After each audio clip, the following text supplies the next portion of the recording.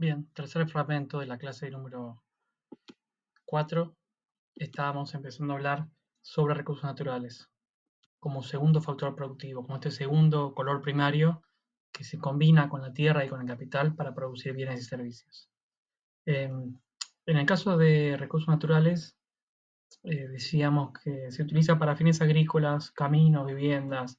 En todo hay siempre algún insumo, alguna materia prima, alguna cosa que sirve para producir bienes o servicios. Incluso el agua o el aire son insumos en muchas actividades.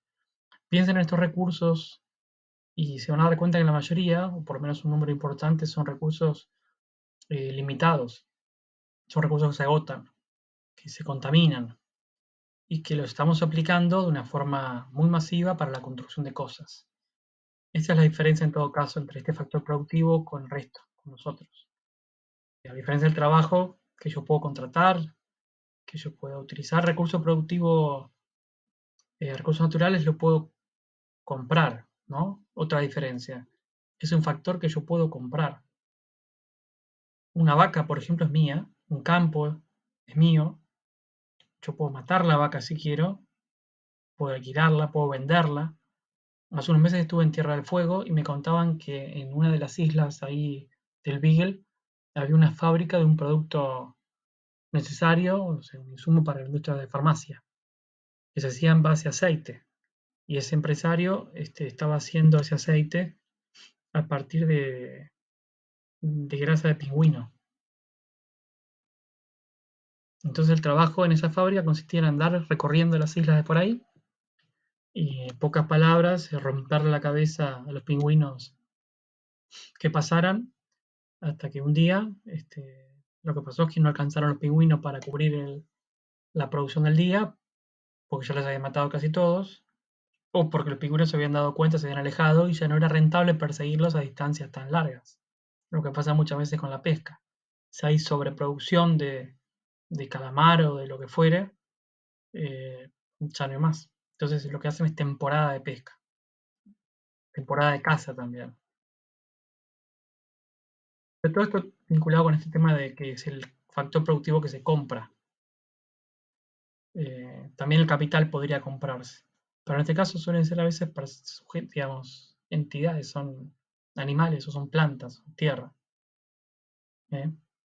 Como vimos cuando aplicamos rendimientos decrecientes, el factor productivo o recurso natural, como por ejemplo tierras fértiles o la producción en función de la muerte de animales, tiene esta cuestión de que eh, operan rendimientos decrecientes. Yo le puedo poner a esa tierra o puedo sobreexplotar el calamar con más barcos y lo que me va a pasar es que cada barco adicional, cada trabajador adicional en fracción de tierra va a producir un poco menos que el factor, que el trabajo, que el trabajador agregado antes que ese. O sea, la utilidad marginal de cada trabajador adicional es menor que la anterior. Si quieren esto lo charlamos en algún Zoom o lo preguntan si algo no se entiende. Eh, Alguna cosa me acordé. Me parece que tengo que sonreír en los videos porque si no me pone como la foto de YouTube cuando estoy abriendo la boca grande. Así que hago así y capaz que esa es la foto que voy a elegir. Bien, después de esta cosa no vinculada con el fondo, decir que eh, el problema con este factor central es que una cosa era utilizarlo como si fuera cualquier cosa hace 100, 200 años. Y otra cosa es que ya ahora que hay muchos casos en los cuales se están produciendo agotamientos de las reservas de muchos factores productivos, recursos naturales. Agotamiento por la sobreexplotación. Porque la población mundial es cada vez más grande y porque también la contaminación ha generado que, que muchos ríos o muchos lugares ya no puedan ser utilizados. Nosotros tenemos el riachuelo de acá de la ciudad de Buenos Aires, pero el río de la Plata, antes la gente se bañaba, había playas sobre el río de la Plata y ahora no, por la contaminación. Contaminación que no es solamente por la ciudad y por los desechos de los baños que tiramos a la cadena, sobre todo por desechos industriales. La contaminación industrial es la principal causa de contaminación de ríos. Somos cada vez más. Somos una ciudad entre La Plata, Buenos Aires, esta Campana, somos como 13, 14 millones de personas, tirando todo lo que, cavando y tirando todo lo que generamos a un río que es limitado. ¿Eh? Si se pone pesimista, puede volver a las predicciones de Malthus, diciendo que no va a alcanzar la cantidad de recursos naturales para absorber un proceso productivo que en cierta forma está como este, fuera de control, porque ya no va a haber lugar para producir la comida que nos hace falta, ya no va a haber lugar para producir las cosas que generamos en nuestra sociedad de consumo, la cantidad de plástico, por ejemplo, que está contaminando el mar. Eso, quizá el punto central de cuando hablamos de factor productivo de recursos naturales es este que marco acá, que son la falta de incentivos para limitar el uso de estos recursos que no son renovables. Es decir, que si los sobreexplotamos, lo vamos a perder.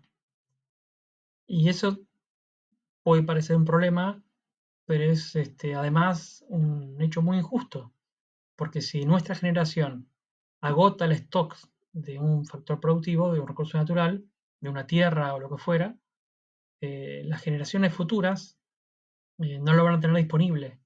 Y a lo mejor es central que sí lo tengan, de la biodiversidad, etcétera. Entonces, es un tema que desde el punto de vista jurídico no está resuelto. Los límites legales vigentes para restringir el uso de recursos naturales no renovables no son suficientes. Y estamos llegando, si es que no llegamos ya tarde, a situaciones que son en muchos casos irreversibles. A esto hay que sumarle un elemento más, porque los países desarrollados fueron los que generaron estos grados de contaminación que estamos viviendo, con el desarrollo de sus industrias, de su, de su mundo de manufacturas en el siglo XIX y siglo XX. Eh, por lo tanto, los países en desarrollo, de alguna forma tenemos una especie de crédito ambiental con los países industriales, porque fueron ellos los que generaron estos niveles de contaminación ambiental. Es como que nosotros llegamos tarde, como países en desarrollo, a una fiesta a la cual no nos invitaron y nos piden que la paguemos. Incluso ahora los países desarrollados, conscientes de la contaminación, porque saben que aparte su calidad de vida empeora en una sociedad, en una ciudad contaminada, lo que están haciendo es sacar de sus países a las industrias contaminantes y relocalizándolas en países en desarrollo, contaminando los ríos de los países en desarrollo. Entonces ellos, como países desarrollados, se dedican a gestionar las fábricas desde lejos. ¿Eh? La fábrica está en un lugar en el cual acepta niveles de contaminación más altos y ellos, la dirección de la empresa se hace desde, no sé, de Dinamarca. O ellos se especializan en servicios y no más en industrias. Yo les pregunto, por ejemplo, qué cosa hecha en el Reino Unido, en Gran Bretaña, han comprado últimamente. Made in Reino Unido. ¿Qué? Es un país que fue potencia industrial durante 2 siglos. Y ahora mayormente es el gran sede, una gran sede de bancos, una sede financiera, pero ya no industrial. ¿Eh?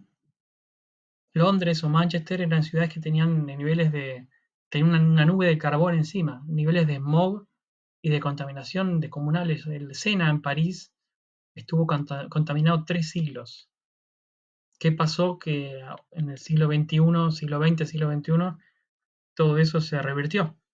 Se revirtió por dos razones, porque primero empezaron a trabajar para limitar la contaminación, pero después porque dejaron de ser ciudades industriales.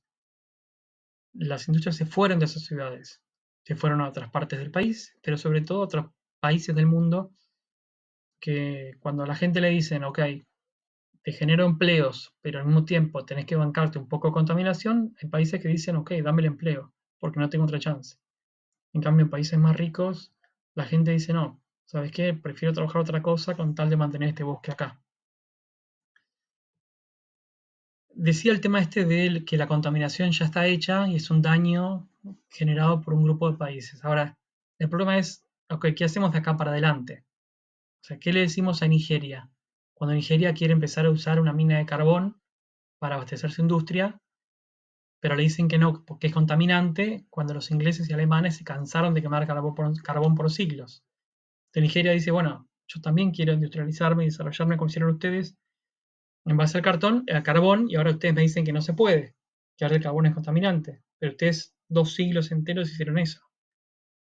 ¿Qué hacemos? ¿Qué le decimos a Nigeria? ¿Puede contaminar o no? Existen en este sentido compromisos mundiales, porque ningún país puede resolver solo el problema de contaminación. Si yo reciclo y el país de al lado no, no sirve demasiado. Como un instrumento relevante, siempre mencionamos el protocolo de Kioto sobre, en el marco, digamos, de la Convención Marco de Naciones Unidas sobre el Cambio Climático.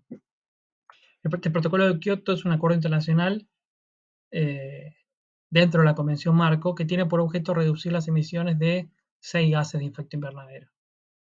Fue firmado en el año 97, 1997, en Kioto, en Japón, y ratificado por los 180 países. El problema surgió cuando se demoró y finalmente no fue ratificado por los grandes países contaminantes como son Estados Unidos y China. Por eso no alcanzó una aplicación plena y tampoco vale la pena que yo les desarrolle acá todos sus mecanismos, porque ciertamente si no está vigente y posiblemente no entra en vigencia nunca, no vale la pena que ustedes estudien algo que no es vigente. Al momento de su tratamiento, Estados Unidos lo firmó, pero luego no lo ratificó. Y alegó que su cumplimiento lo perjudicaba, porque no quería sacrificar sus industrias y sus empleos que iban a terminar estableciéndose en países en desarrollo, en países más pobres, que tenían en el protocolo de Kioto obligaciones menores. Pero por esto yo te decía, porque Nigeria no fue la que generó este nivel de contaminación. Así que tenía unos niveles de obligación menores respecto de la reducción de gases, de emisión de gases. Piensen que Estados Unidos tiene el 4% de la población mundial, pero que consume el 20% de los recursos naturales del planeta. El 4% consume el 20%. Es un país con niveles de consumo de materias primas y demás. Por ejemplo, la mayor parte de la gente en Estados Unidos no vive en grandes ciudades, sino que vive en los suburbios de esas ciudades. Vive en grandes barrios, en casas, y después toma la autopista para ir al centro de la ciudad. Pero imagínense que eso implica, son millones de personas que todos los días se levantan, se suben a un auto y van a sus trabajos por la autopista. Los niveles de contaminación son mucho, pero mucho mayores que en ciudades de edificios en los cuales la gente se mueve en subte, en transporte público.